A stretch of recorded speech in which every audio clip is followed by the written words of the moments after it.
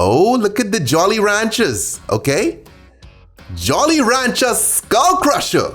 This one's fun. So you get some Jolly Ranchers and you put them in your little mini glasses or jars or whatever you have at home, okay? And now you come behind that once you got the color separated. We're using red, green, and blue, but use whatever colors you want.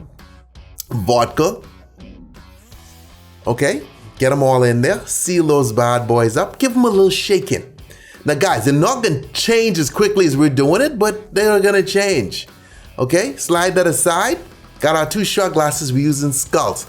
So that's the blue Jolly Rancher.